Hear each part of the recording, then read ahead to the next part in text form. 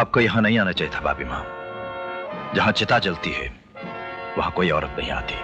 जिसका पति जवानी में मर जाए वो औरत नहीं रह जाती। कृपाल सिंह, मैं ये जानने आई हूं कि आप अपने भाई की मौत का बदला जीवा से लेंगे या नहीं। भाभी मां, अच्छा तो ये होता कि आप जीवा को क्षमा कर दें, क्योंकि सच्चाई ये है कि इस सारे मामले में दोष भाई साहब का ही है। कृपाल सिंह, मेरे सुहाग में भले ही खोट था, लेकिन मेरे सिंदूर में कोई मिलावट नहीं थी। और महिपाल सिंह, तुम लोग यहां खड़े रहकर क्या कर रहे हो? चिता के पूछने का इंतजार? हाँ भाभी माँ, ताकि भाई साहब की अस्थियों को यहां से ले जाकर अंतिम संस्कार कर सके। ये चिता नहीं बुझेगी। आज से मैं हवेली नहीं जाऊंगी, यहीं रहकर इस चिता को चलाती रहूंगी। ये चिता उस समय तक चलती रहेगी जब तक जीवा जिंदा है। अपने भाई की चिता देखकर भी आप लोगों के खून में उबाल नहीं आया तो हवेली जाकर चूड़ियां पहन लीजिए। बस भाभी मां, बस।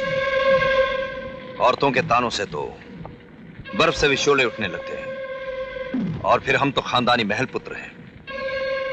अगर आप हवेली नहीं जाएंगी तो हम भी अपने भाई की जलती हुई चिता की आग की कसम खाते हैं कि जब तक जीवा की मौत हम अपनी आंखों से देख न ले, हम आपके सामने कभी नहीं आएंगे, कभी नहीं। लिहाजा ये अदालत जीवा को दफा 302 के तहत उम्र कैद की सजा देती है।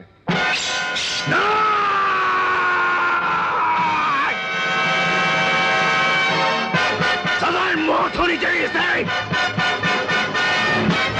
छोड़ दो मुझे, छोड़ दो।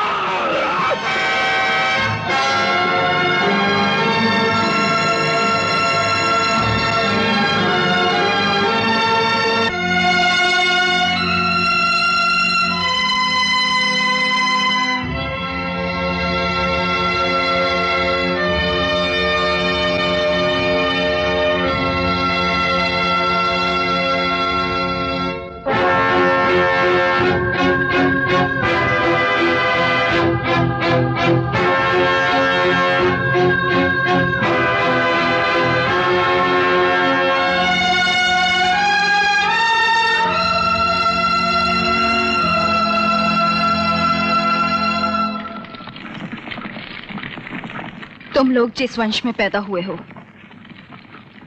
उस वंश के लोग मौत से आंखें मिलाकर बात करते हैं।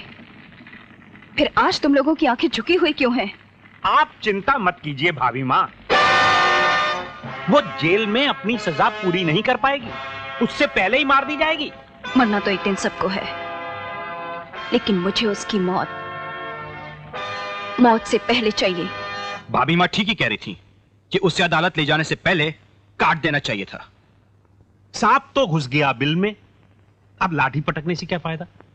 पोजीशन ये है कि जीवा जेल में है, अब हमें जो कुछ भी करना है बड़े सोच समझ के, बड़े आराम से करना होगा, समझ गए? प्रशांत, बताओ भाभी मां के सामने क्या चीज जलती है? आग। आग नहीं, हमारे खानदान के नाम पर जलता हुआ दाग है, जिसे जल्द से जल्द किसी भी कीमत पर मिटा देना होगा।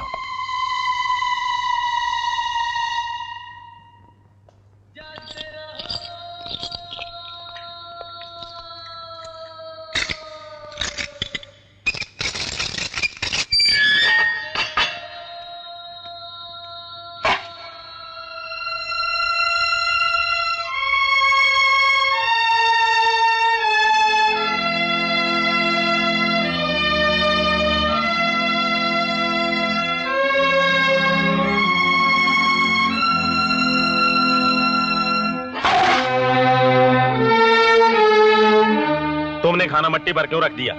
मट्टी खाओगी क्या? ये बदन किसका है? मिट्टी का।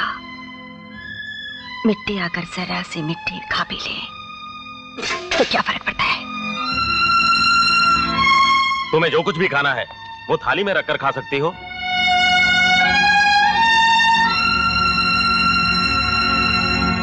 ये थाली खाने और मुंह के बीच का दलाल है, और मुझे दलालों से सख्त नफरत है।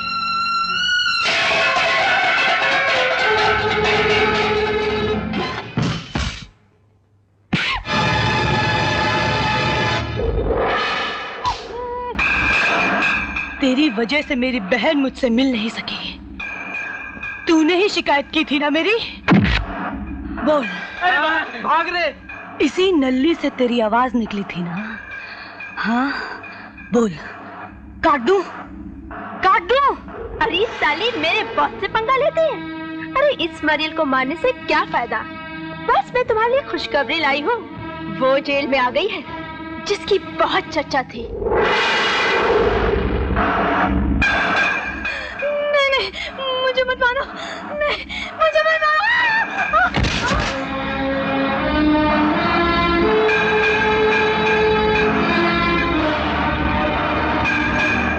ये तो जुल्म है।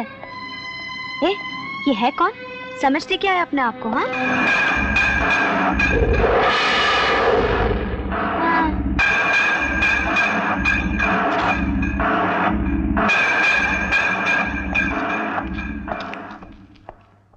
अरे तुम्हें इसके मुंह नहीं लगना चाहिए था।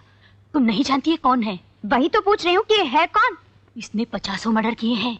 इसका नाम है डाकू कर्माबाई।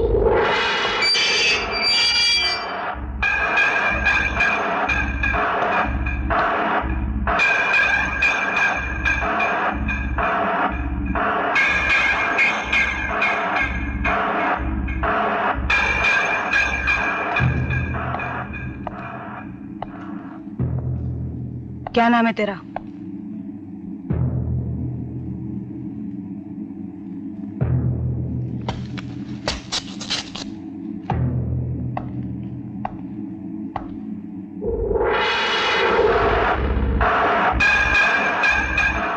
लगता है एक ही खून करके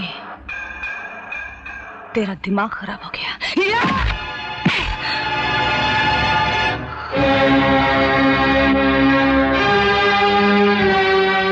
इसके पेट में बच्चा है। बच्चा?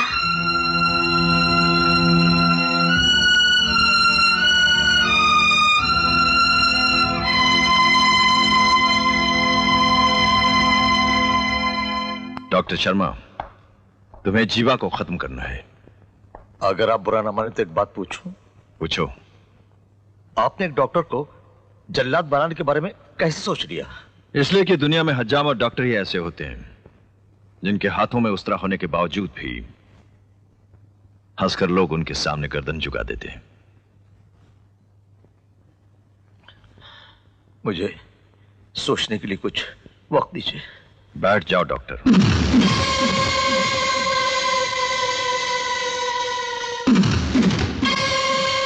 वक्त नहीं, हम तुम्हें रुपया देंगे।